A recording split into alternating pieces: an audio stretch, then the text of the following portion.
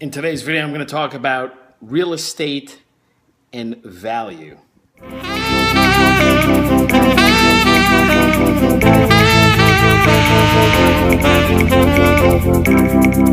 right, so I'm talking about value, but I'm not talking about value when it comes to necessarily comping out a property, getting comparable properties and then picking what the number is. I'm talking about creating value in a property. So the best thing, and it's the term location. Location is extremely important because if you're in a bad location, it just is not.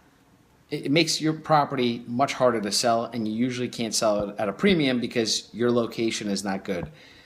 I'd rather buy the worst house on the best block than have the best house on the best block, right? And the same is true in the worst location. I'd rather just not buy in the worst location. I'd rather just buy, if I have the opportunity to buy the best house in the worst location or the worst house in the best location and pay double, I'd rather do that.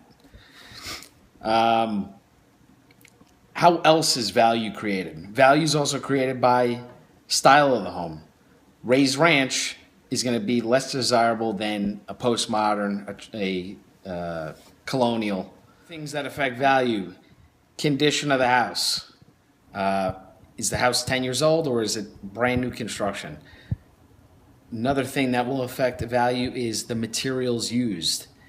And this is a tough one because sometimes if these materials aren't highlighted when you're bringing the buyer through the property, they may not understand the level of craftsmanship and the types of materials, and you really have to help them understand that instead of buying the Toyota, they're buying the Lexus, or instead of buying the Mercedes, they're buying the Rolls Royce, right? So they may not have that understanding, and it's your job as the realtor. If you're a realtor watching this, now you get it. If you're a consumer, these are the things you need to pay attention to, because you may walk into a house and you may not understand the level of craftsmanship that you're buying. So it's important to understand what it is that you're looking at and the types of materials used in the house, because that is a certain amount of value there.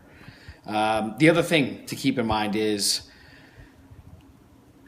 what I call sizzle features, right? So like an elevator, a sauna, a wine cellar, a tennis court. I mean, tennis court not really, because it's pretty popular in the Hamptons, but maybe a bowling alley, or something unique that kind of separates the property from the other comparable properties. Could be a number of different items. So what is the value? What sizzle feature do you have that no one else has in your home? And what is the value on that? Maybe it's a full court basketball court. Maybe it's a putting green, right? These are the things that add value to the property, which segues into the next thing is, say I have a full court basketball court. To one buyer, that may be what's going to get the deal done. To another buyer, he may say, it's a waste of space, I don't really need it. Or he may say, you know what, I could have a lot of fun here. This is great for my kids, right? So just because you like it, just because you think it's valuable, because it's only valuable because your perception of value. You in your head think, oh, I have a basketball court. Everyone wants a basketball court. And the reality is some people may get turned off by it and say, to me, it's not valuable at all. I mean, I've seen people buy a 10-year-old house and knock the whole thing down to build the same exact thing, just nicer, right? In my mind, it doesn't make sense because I know what I could have done with the original house, but to them, they had their own perception of what they wanted and their perception of new value by having essentially new 2x6s or 2x4s in the house. So value could be very subjective in certain ways, but at the same time, value is created by positioning and essentially by salesmanship, right? Because at the end of the day, money is an exchange of value, and you get a higher premium or more money for your property when you can position the value within your home. And that comes down to the location, sizzle features, I like to call them, and understanding the craftsmanship and what sets your home apart from the rest of the homes on the market, right?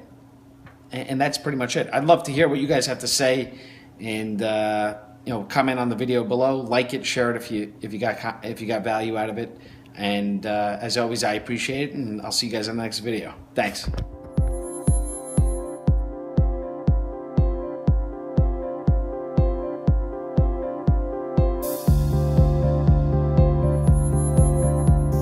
Not every doctor, lawyer, and financial planner is the same. And the same is true when you look for a real estate professional. Choosing the wrong person can cost you time and money. You want to find a real estate professional that has mastered the business. You want to find someone that focuses on the results and breaks the chains of conformity by understanding your life dynamic, exit strategy, and acquisition scenario. What you need is an experienced businessman with true global reach and a solid sphere of international influence. Hi, my name is David Barkston, and I've been in the real estate business for the last 13 years. I personally invest in the real estate market and have aligned myself with a multifaceted real estate organization and network that is responsible for over $20 billion in sales. You deserve a superior business model combined with a person with superior experience giving you superior results. Click on the link below for more access.